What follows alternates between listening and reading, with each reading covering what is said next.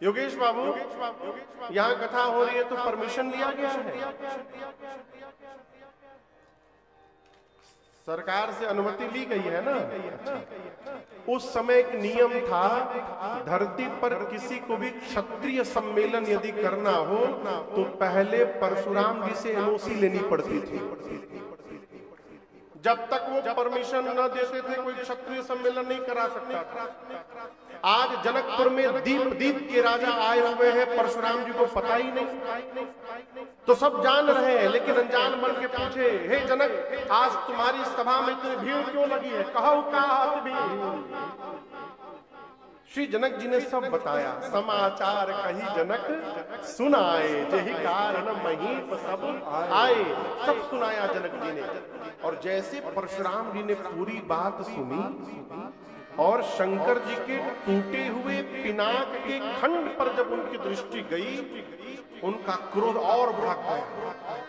कैसे भड़क गया? कोई यदि अग्नि में घी छोड़ दे तो घी जाने के बाद अग्नि जैसे भड़कती है, उनका क्रोध और भड़क गया, पूरा शरीर कांपने लगा। बोले, जिसने अभी भगवान शंकर का पिनाक तोड़ा है उसको निकाल करके सभा से बाहर करो, निकाल करके बाहर करो। और नहीं करोगे, जहां तक तुम्हारी राजसत्ता है, संकल्प करके उतनी स्थान की धरती को पलट दूंगा, तुम्हारी पूरी सत्ता आपकी धरती पलट दूंगा, समाप्त कर दूंगा। नहीं तो जिसने शिव के पिनाक को तोड़ा है निकाल करके बाहर करो। जनक जी महाराज थर थर कांपने लगे, सुनैना जी, सीता जी सब घबरा गई। जिन जिन राजाओं से धनुष हिला तक नहीं था, वो सारे राजा लाइन लगा के खड़े हैं।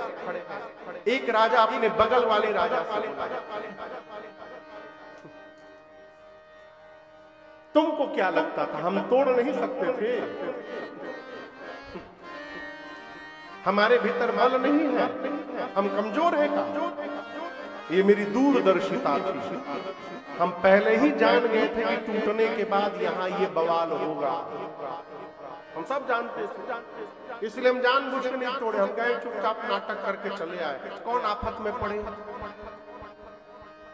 सब राजा बगल के राजा से डींग हाँक रहे हैं। हम भी तोड़ सकते थे, हम नहीं तोड़े। क्यों? कौन आफत में पड़े?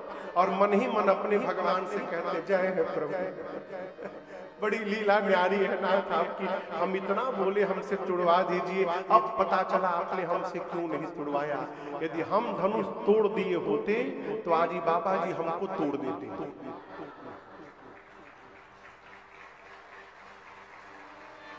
परशुराम जी का शरीर क्रोध में कांप रहा है। जनक जी से कहते हैं, जल्दी निकाल करके बाहर करो जिसने धनुष तोड़ा है। सबको भयभीत देख करके मेरे राम जी स्वयं आगे आ गए और आगे आकर के परशुराम जी को प्रणाम करके कहते हैं, नाथ शंभु धनु भंजनिहार,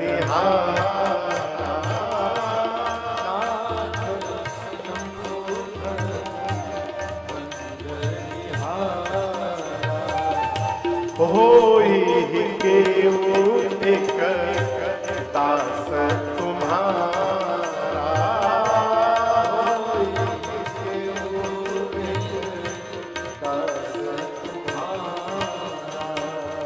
आय सुका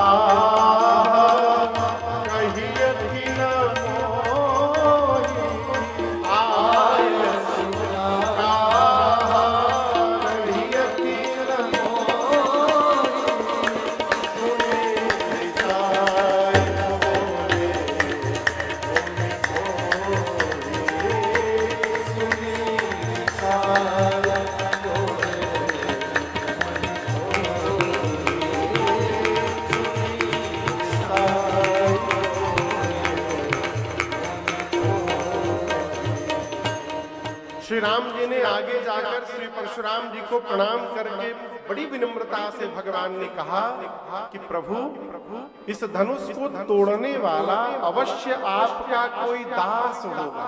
कौन होगा? राम जी ये नहीं बोले कि मैंने तोड़ा, आज का आदमी यदि तोड़ा होता ना तो तोड़ने के साथ फेसबुक पर सेल्फी लेके पोस्ट कर देता, डन बाय मी। कहो बोल रहे राम जी बोल ही नहीं रहे कि मैंने तोड़ा। किसने तोड़ा है? प्रभु आपके किसी दास ने तोड़ा है। राम जी कहना चाहते हैं इतना बड़ा कार्य वही कर सकता है जिसको आपका आशीर्वाद प्राप्त हो। आपका आशीर्वाद किसको प्राप्त होगा? तो आपके दास को प्राप्त होगा। प्रभु ये तोड़ने वाला आपका कोई दास है। राम जी ये नहीं बोले मैंने तोड़ा है। क्यों? मैं बोलने से अहंकार का जन्म होता है। जीवन में कुछ भी प्राप्त हो, मैं से बचिए, मैं समाप्त करने के लिए पर्याप्त है। मैं कई आदमी जगने से लेकर सोने तक मैं जहां जाते हैं बकरा नियर मैं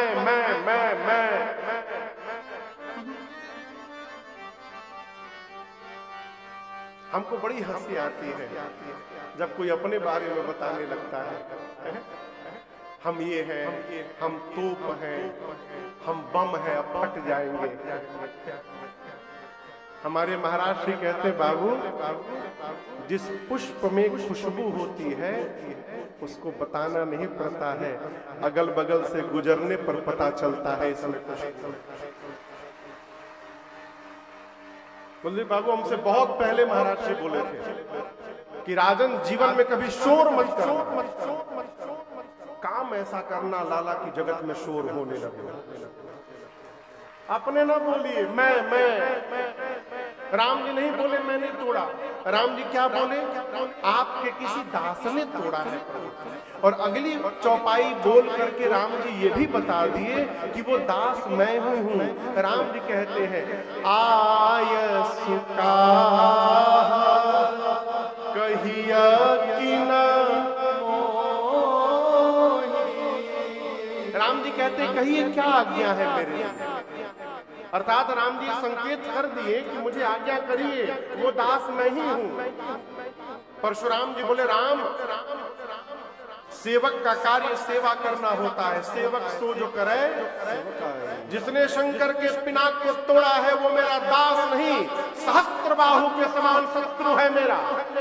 और मैं कहता हूं अब तक तो कहता रहा जनक से कि निकाल करके बाहर करो।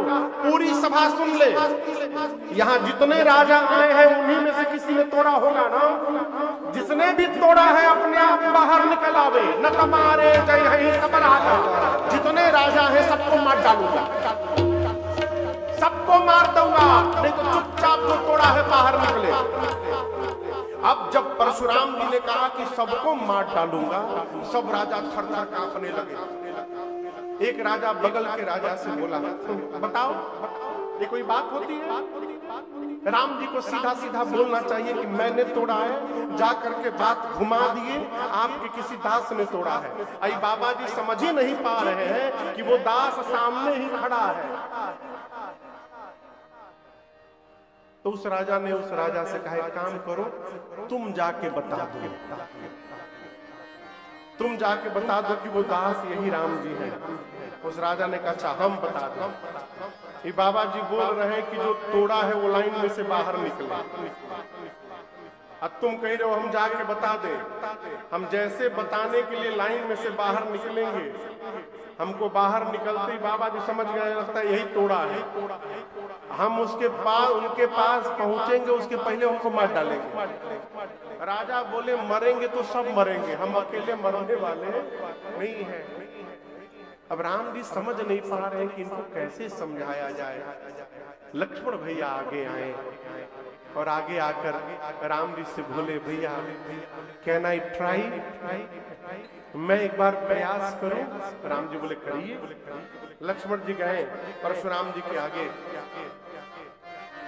कल्पना करिए कोई आदमी बहुत क्रोध में हो और उसके सामने कोई जा करके क्या होगा? क्या होगा? क्या होगा? उसका क्रोध और भड़क जाएगा। लक्ष्मण जी परशुराम जी के सामने जाके मुस्कुराने लगे। गोस्वामी जी कहते हैं सुनी मुनि बचना लखना